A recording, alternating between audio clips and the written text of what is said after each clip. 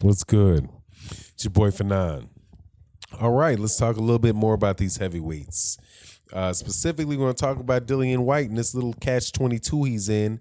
He's either got to fight for, looks like he's either going to have to fight for peanuts against Pulev, or he's going to have to go, more than likely get knocked out by Luis Ortiz, or he's going to have to give up both of the mandatory positions or the top rankings that he has in the WBC and the IBF. That, my friend, is a catch-22, man. So I know Dillian Whyte is not a happy camper. Now, before I get into that, and also the fact that it seems like, according to the CEO of Epic Sports, you know, the people that beat Eddie Hearn in that purse bid, and I find it so funny that people act like you got some serious fans of Eddie Hearn, where you think that this guy plans out everything that happens. It's amazing. He's like Nostradamus. According to some people, he knows exactly what's going to happen, and it's always whatever happens with Eddie Hearn it was always planned and a result of, you know, just him being a great businessman. Him losing the purse bid for Pulev Whyte was because he intended it, and he was just a really smart guy. And that's why that happened. That's why that happened. It's amazing. Anyway, before I get into that, hey, please subscribe and please subscribe to the channel and attend our next live stream. We're definitely going to have a good one about this conversation about Deontay Wilder and Jack Johnson and all the stuff around that. Plan on doing it later today. I'm on vacation, but you know, I'm on my vacation from my job. But YouTube and talking to you guys about boxing, it's, you know, man, it's what I really do love doing. So I will be stepping away from the barbecue to do a live stream later today, and I hope that you would attend. And the best way to know about it is to subscribe and hit the bell icon. Also, thank you to everybody that has supported the channel and the cause that we're raising money for. It's much appreciated. And that's if you watch videos, thank you for watching the videos. I know I put ads in there. The ads in there are to, you know, generate revenue so that we can support the cause. Also, thank you to everybody that donates on Super Chat and Venmo and Patreon. Thank you very, very much. So, there's an article that came out today with about Luis Ortiz, and saying that Luis Ortiz is waiting for the WBC to make a ruling on the Whyte fight. He only knows that he's going to fight soon and he will be involved in a final eliminator. But heavyweight contender Luis Ortiz now faces some uncertainty about his next opponent because Dillian Whyte may have chosen another path. The WBC had ordered Whyte and Ortiz to fight each other in a final eliminator. The winner would be in line for a world title shot with WBC champion Deontay Wilder. But on Thursday, there was a purse bid held for the final IBF title eliminator, which the sanctioning body ordered between Whyte and Kubrat Pulev of Bulgaria. The purse bid was won by a new promotional company, Epic Sports and Entertainment. In accordance with the guidelines of the IBF, Pulev would receive 75% with $1.125 million, while Whyte should be satisfied with 25%, $375,000. Ortiz's manager, Jay Jimenez, has no idea who he'll face and waits for a ruling from the WBC. We are waiting for a solution to this issue, added Jimenez to Joe Ebro. For now, Luis is still preparing with the strength and conditioning coach, and when the opponent is finally in, we'll adjust his training. I repeat, we want another opportunity to face the champion. That is our requirement. There is still a chance for Luis and Whyte to fight each other. We are preparing for that variant. If it's Whyte, fine. If it's someone else, fine. We only ask for one thing, and that the fight is still an eliminator. Ortiz challenged Wilder on March 3rd at the Barclays Center in New York City. He had Wilder in serious trouble during the 7th round, but the champion recovered and knocked out Ortiz in the 10th round after dropping the Cuban puncher 2 times before the ref waved off the bout. And he had actually knocked Luis Ortiz down 3 times in that bout. Now, my understanding, and I'll try to do the research on what what purses Dillian Whyte has made before. My understanding was that he was making closer to $600 million, whatever $600,000, whatever. And you can do the pound conversion. I know he's from the UK, a Jamaican from the UK, but I think that this, according to the Lucas Brown, the conversations that were going on with Lucas Brown, that for the Lucas Brown fight, Lucas Brown was looking to make 400. I think Lucas Brown was looking to make 500,000, and he felt like the whole pie was basically the whole fight pie was getting paid to Dillian Whyte, getting paid to Dillian Whyte. So I mean, I have to extrapolate from that that Dillian Whyte was making over $500,000 for the Lucas Brown fight. So in this scenario, would have to fight for 375,000, which really that's less money than that is it's not a lot of money, man. That's not a lot of money. I mean, for most people it's a lot of money, but when you got another guy making 1.1, Kubrat Pulev's making 1.1, and this guy's making 300,000, he's either going to have to fight for that lower amount of money, not quite peanuts, or he's going to have to fight Luis Ortiz and more than likely lose. And see, here's the thing. If he fights Pulev, still there's no guarantee that he's going to get a rematch with Anthony Joshua anytime soon, right? Because that does put him in it actually would put him in the mandatory position, I do believe, for the IBF and Anthony Joshua, but that doesn't necessarily mean that Anthony Joshua is going to take that fight next. But at the end of the day, it's either he takes that money, takes less money, or gets knocked out for more money. And quite honestly, these guys here, this Epic Sports CEO, Epic Sports really throws a monkey wrench in these plans. Because they seem to be, according to this article that came out by the boxing scene, they're really going after the heavyweight division. And if they're put in a situation where there are purse bids, right? Like if you get a purse bid for the mandatory, there's a mandatory position with Luis Ortiz and Dillian Whyte, right? And they have to start negotiating for a fight. What would keep these Epic Sports guys, from coming over and outbidding Eddie Hearn again? Either way it goes. But I do believe that the WBC route, though, I believe it's a 50-50 split. I think it's a 50-50 split with the WBC. Or no, it might be 75-25, but pretty much they could have the same type of scenario again. And Epic Sports, I think, could very well be doing, and this is what I hope they're doing. I hope these guys are doing this Don King move. Don King was most famous for representing the heavyweights. He pretty much was the dominant promoter in the heavyweight division from the late 70s through the 80s through the mid 90s. And the reason he did that, he took the approach was that he was going to sign every heavyweight.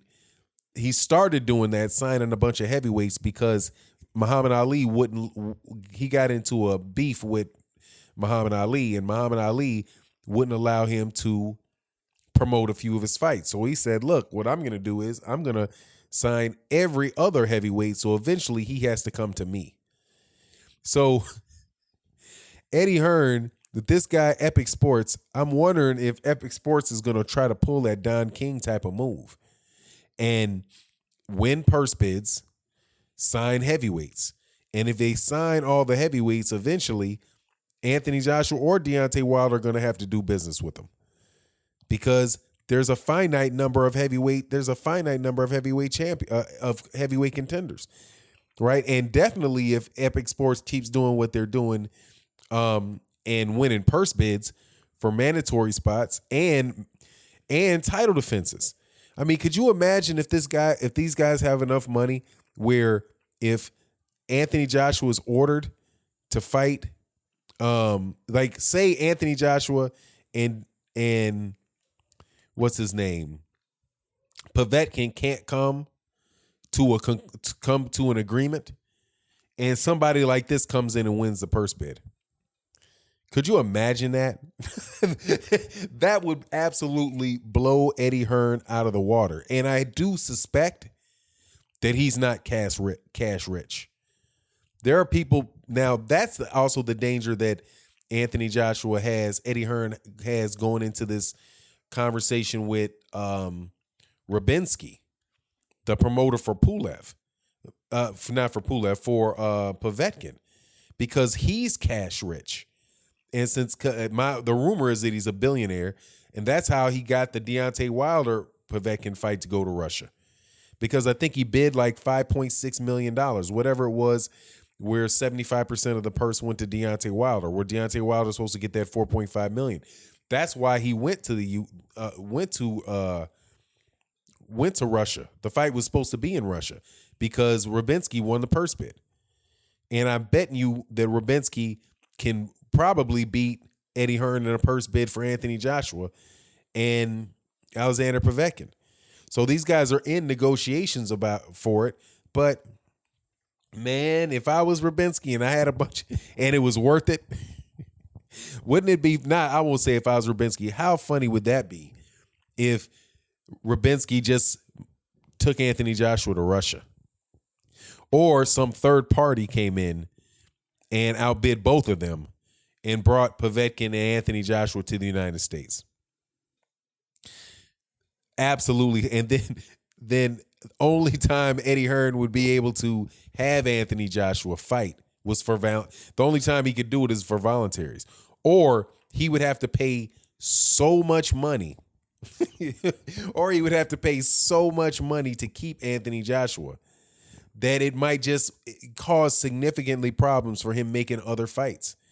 And I find it's really interesting that he lost that purse bid right after he said he had $1 billion. He had $1 billion to make fights, but he loses a purse bid. Just real interesting. But let me go into what this Epic Sports CEO says on securing that Whyte Pulev fight. With a bid of just over $1.5 million, Epic Sports and Entertainment seemingly came out of nowhere to win the IBF purse bid for the heavyweight elimination match between Kubrat Pulev and Dillian Whyte, far surpassing the bids of Matchroom Sports and Team Sauerland.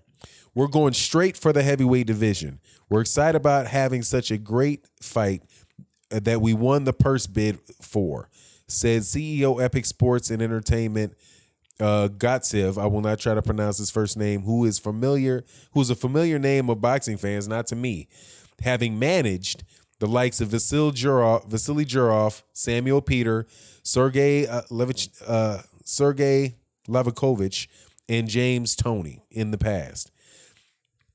Gotsev said to Boxing Scene, "We're getting ready for this. We're excited to be dealing in the heavyweight division. 2 top 10 fighters, my fellow Bulgarian Kubrat Pulev. I'm supporting him and I want to see this fight happen on good turf. We didn't want to see it go to England." Epic Sports and Entertainment recently put on a show featuring Ricardo Mayorga in Texas. Gotsev believes that they are here to stay and make their mark in the business.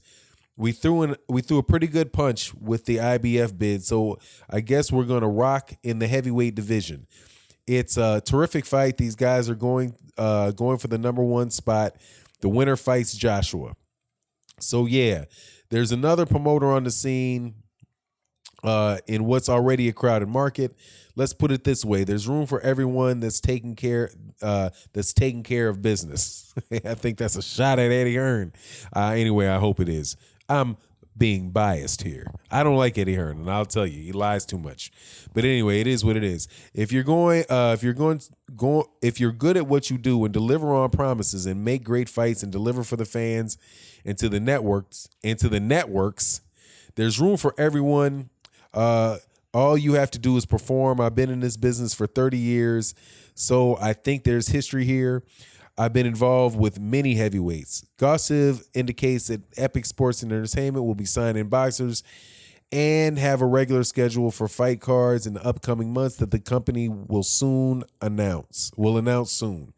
We're willing to work with all promoters and we're about collaboration and we'll basically make a deal with anyone that's sensible. Let's work together. Collaboration works. Oh, that is diametrically opposed to the guy he just beat, Eddie Hearn, who said that, he's coming to take over the United States. He's taking over the heavyweight scene. So anyway, it is what it is, man. You got another promoter, seems to be cash rich. Like I said, I looked at into the founder of the company. So you have a manager that's running the business day to day for Epic Sports. It seems a boxing manager. Then you had another guy who was a boxing lawyer involved who used to work with Don King. And then lastly, as far as the research that I could do, the guy that founded the company is somebody that's used to deals with in the hospitality industry for high net worth individuals.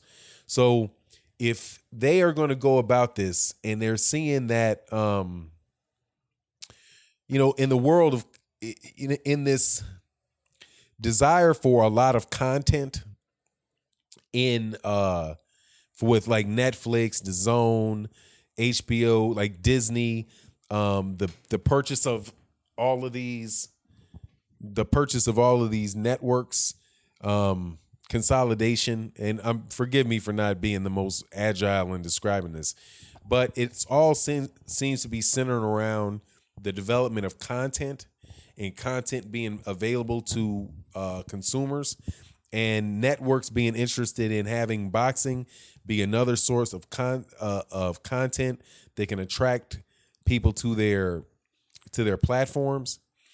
That there's going to be there are more and more people getting interested in boxing for that reason. The PBC, I think, is one of the is obviously one where they have the most boxers, well, the most high level boxers of all, but they're not a promotional company. They pretty much are a platform that revolves around the development of boxing content.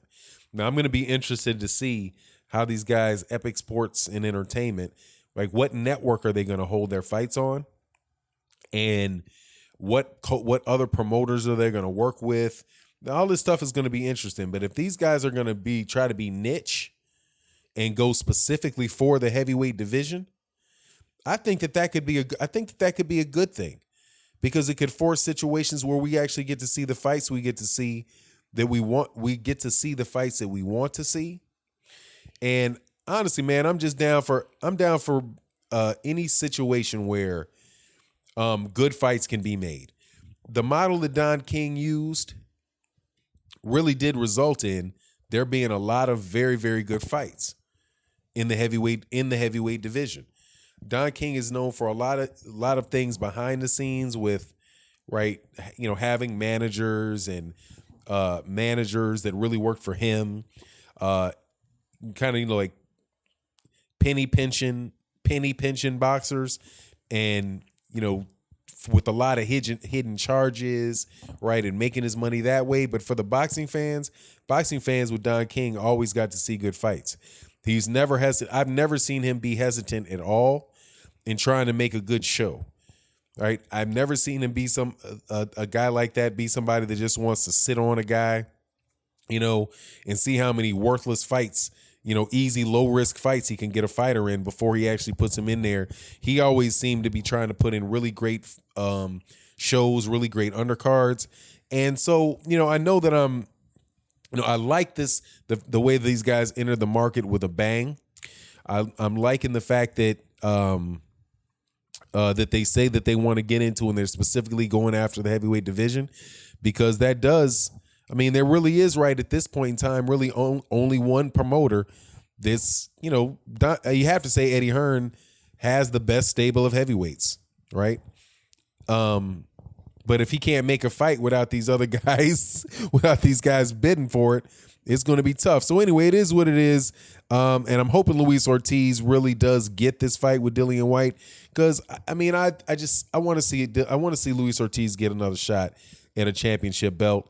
Otherwise, if Dillian Whyte's going to fight Pulev, that's cool. To see that go to Bulgaria for that type of money, I don't think so. Hopefully it would come to the United States, and we could get to see it here. So anyway, it is with that. It is what it is, and I'm out. Peace.